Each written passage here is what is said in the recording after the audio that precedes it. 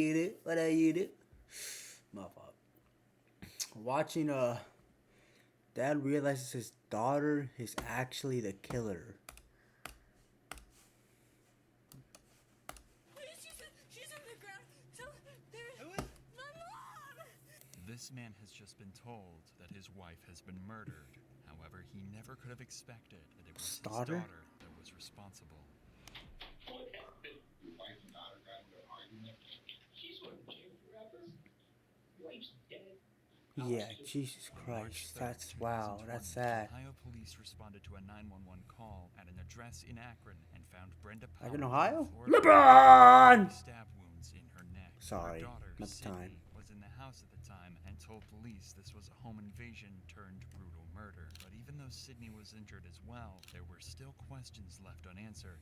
Things weren't adding up for the cops. Brenda was on the phone with one of Sydney's college professors at the time she was attacked, and during that call, she suddenly started screaming before the phone went dead. When he called back, the voice on the other end of the phone claimed to be Brenda, but the college professor knew this was a lie and suspected Sydney was pretending to be her mother. Fearing the worst, he called 911 and the first responders arrived in no time.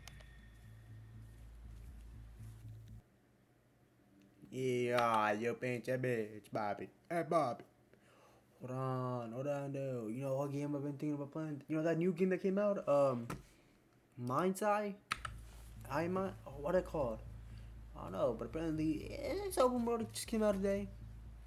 Well, yesterday when you see this, but you know what I mean, though. I'm thinking about getting that.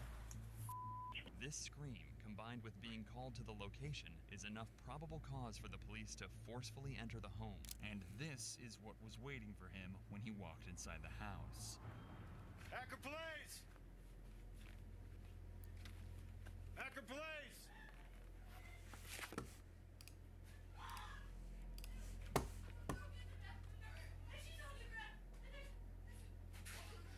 Where's your mom at? Okay, stay right. No, there's so much blood. You bitch.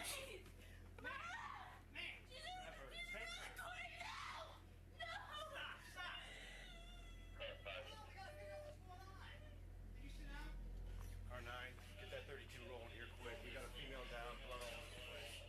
Sergeant Smart, you just got a crime scene. Take her outside. She's blood all over. I don't know. She's brutal. Secure the scene. She looks like a 22. She looks like she's been down for a while. There's blood all over the place. There's a knife by her head and stuff like that. There's a huge pool of blood. No, I think she just walked in on it. There's a broken window in the back. So if you can just put up some crime scene tape. As soon as AFD gets here, they're going to pronounce her, I'm sure. It turns out Brenda hasn't just been stabbed. She's also been hit over the head Jesus. with an iron skillet, and her injuries are so devastating that her life hangs in the balance. Hold on, we gotta figure out what's going on.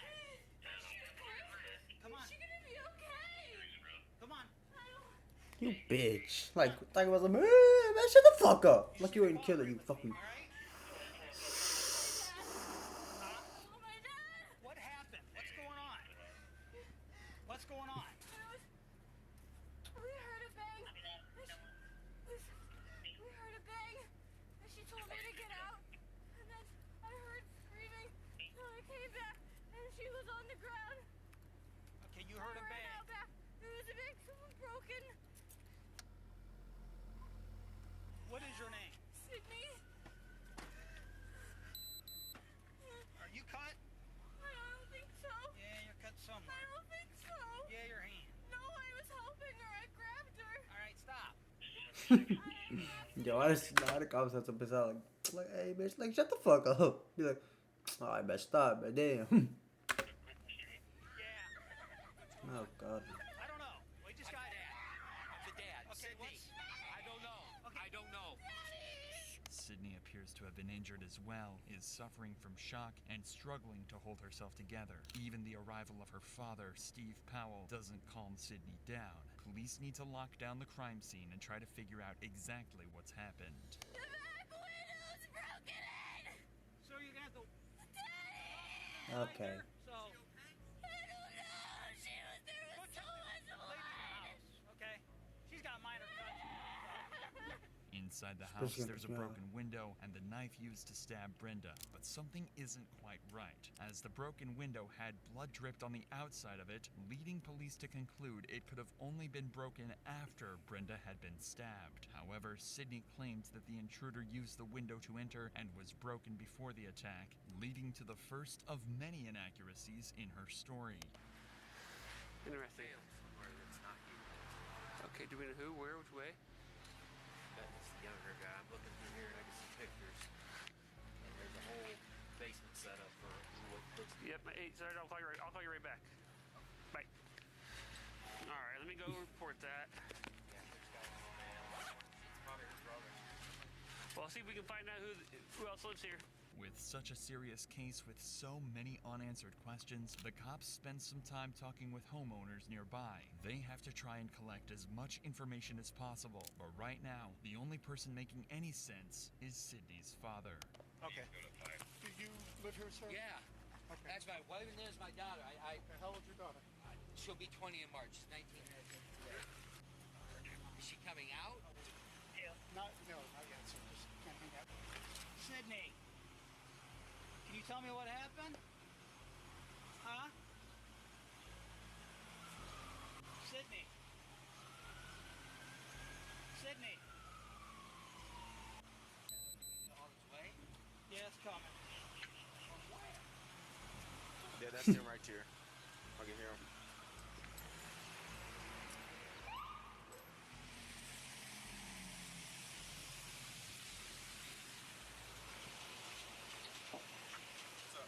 Hey, boss. Hey, down there. While trying to piece this puzzle together, police speak to Steve Powell and one of Sydney's friends down at the station, in the hopes that they may be able to help them shed some light on exactly what happened.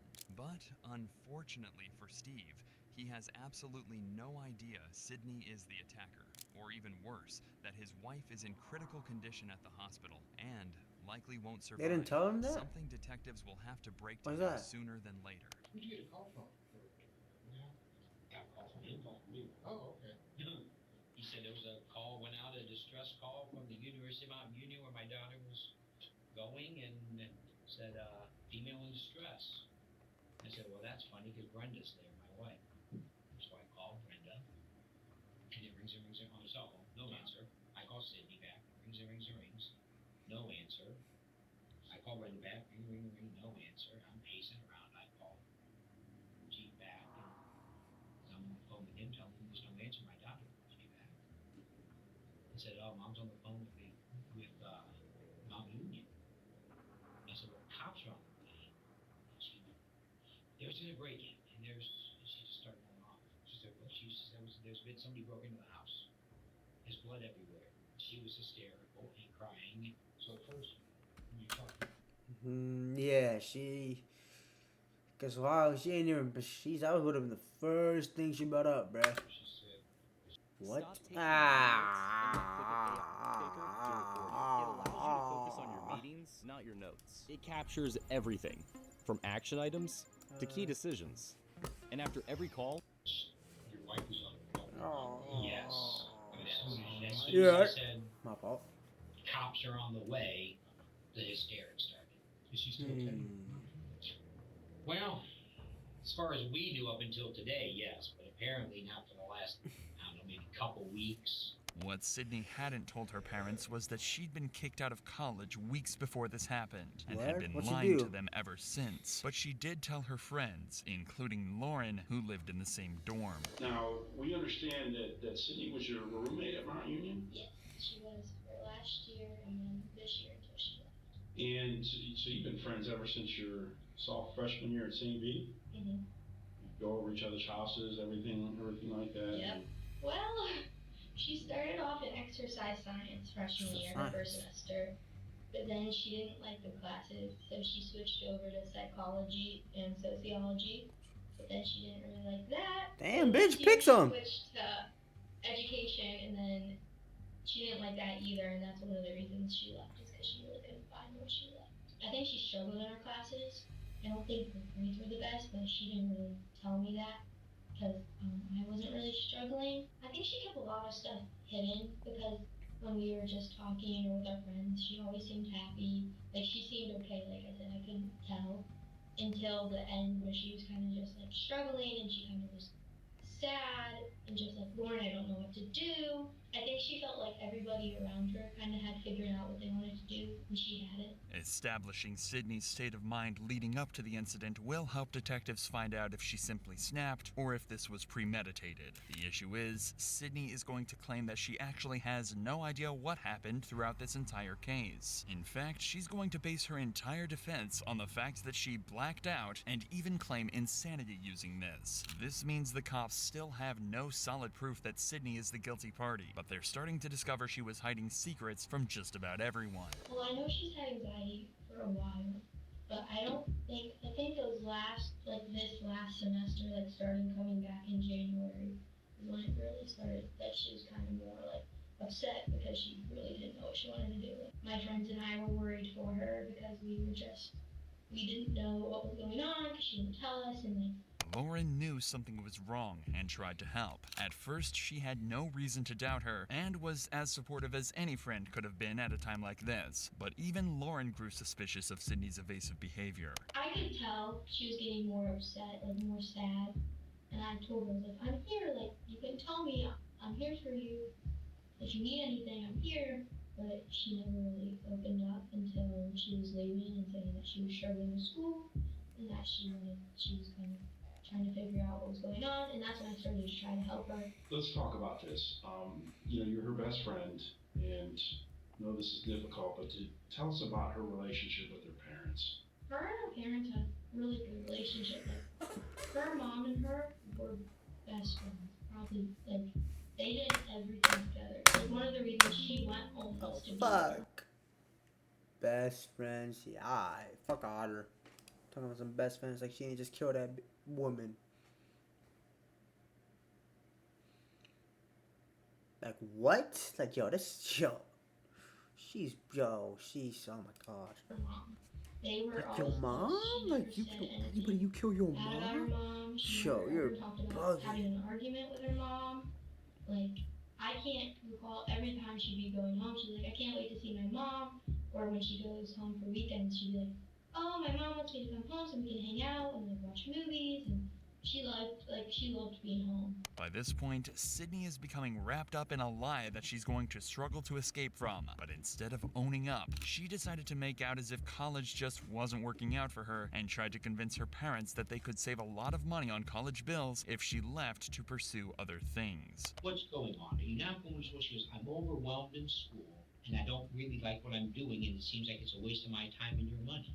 I said, well, but that's all part of it. Nobody's going to tell you you need to do what you're doing when you're 20. You need to figure it out. But that's not what she told her friends. When she's talking to you about, the problems she's having at school, did she mention that she tried talking to her parents? Yeah, I know she definitely, especially when she left, she talked to her mom about leaving. They kind of made the decision to leave Mount.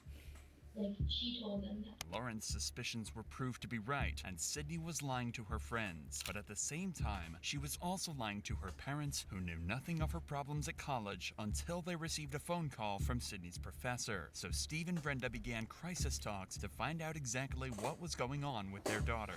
So I went back, I called my wife on my daughter's phone. She picks up, she was working down at Children's, and she goes, what's wrong? And I basically told her, I said, Sydney, I think the reason we can't get on is because she's unenrolled. She hasn't been going to school. Sydney became wrapped up in two sets of lies. The story she told her friends and the story she told her parents. Failing grades aren't the end of the world, and any parent would support their child through such difficult times. But it seems she thought her parents would be mad and couldn't bring herself to tell them she'd been asked to leave the college. Yeah, we asked her what she was doing, and she said she was good. Like, she acted like what we would see as normal. Like, she was laughing, she was having fun. She said she got jobs. Because she worked at the Akron Rubber Ducks. She worked there for a couple seasons, so she was gonna go back there. And then she also said she was looking for another job, and like everything was good, and she was trying to figure out like for next year and all this stuff. And she was gonna talk to her parents about housing, trying to come back to Mount. Once she got to Mount Union, or anytime actually, did Sydney ever drink alcohol at all, or she did? Mm-hmm. Okay, just kind of describe that for us. She liked to drink.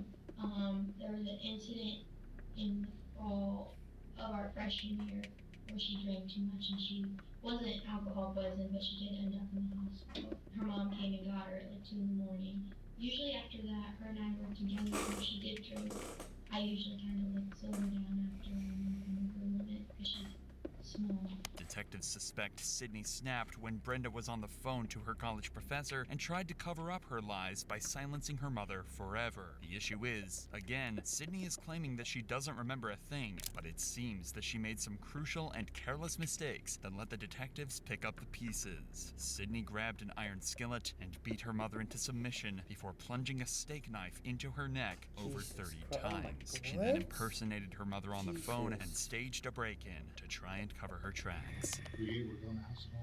If you play video games a lot, you might be able to get paid some real money. If you live in the US and you play video games for over 10 hours, Oh god, really? Oh god, really? Fuck Otter, you might bitch. be eligible Fuck to Otter, fuck Otter. I made it in far enough to see the back fit. There's, when you go into the front door, you come around the kitchen, you go in, you can see there's like a pass-through between the kitchen and the family room. From the back of the house, I could see right hand, there's 2 big sliding windows. I could see that window was clearly, it looked like it was I'm not gonna lie, rusted. gang, Went someone down cut the it hallway, off. probably about 2 It's tough. feet. Just you can see Some go blood for a all the way ball. down the hallway. Sadly, Brenda didn't survive her ordeal and passed away in hospital. Rest The in county peace, medical Brenda, man. examiner came to the conclusion that Brenda had died from blunt force trauma to her head and stab wounds to her neck. They ruled her death a homicide. This left detectives to deliver the tragic news to Steve that his wife was dead. Well, not really bad news. Your wife passed away.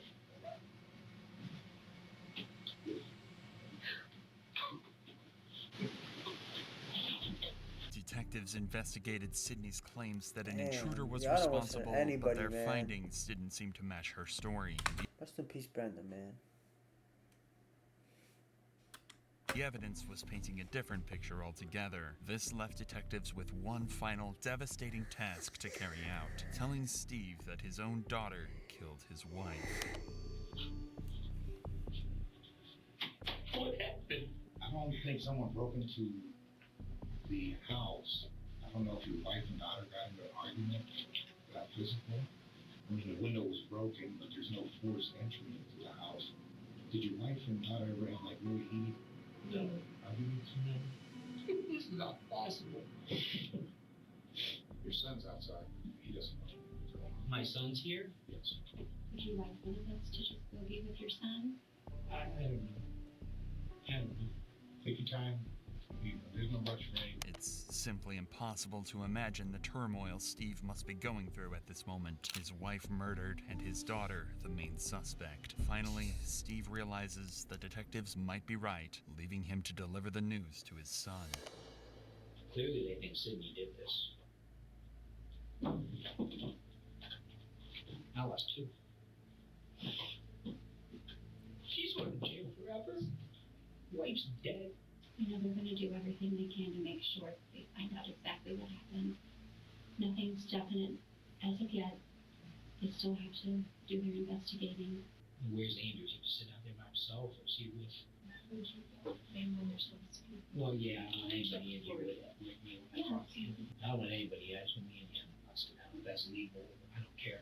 You don't want any of I that? don't want any of you. No, I just want Andrew. You just come and get us when you're ready, I will. okay?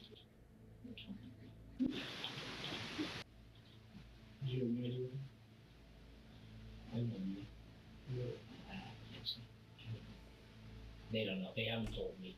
They're investigating. Sydney was arrested and charged for the murder of Jesus. Brenda Powell. Yo, She rest in peace, claimed Brenda insanity Powell, at man. first, saying she had almost no memory of what happened, including hitting Brenda with the cast iron skillet and fatally stabbing her. The jury didn't believe Sydney, and she was Yeah, found fuck outta guilty here, on bitch. 2 counts of murder, 1 count of felonious assault, and 1 count of tampering with evidence. rest- Sydney Powell was sentenced to life in prison with a Good. chance of parole No, after man, 15 fuck outta here. years. 15? What? Yo, I think you're trying to piss me off. Yeah, bro.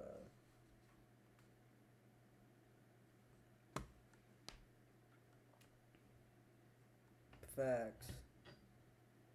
Yo, this is insane, bro. Hit this go to killer.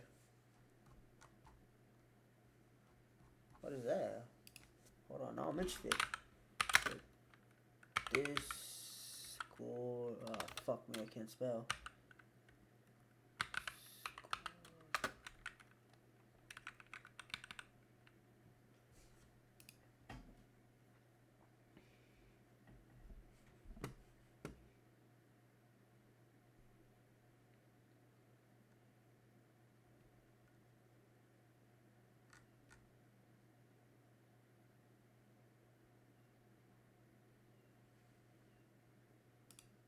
On July 27, 2019, the quiet neighborhood of Markham was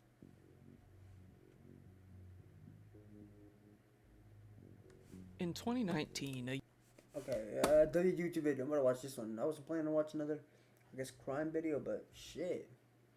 Kinda interested when I saw that comment.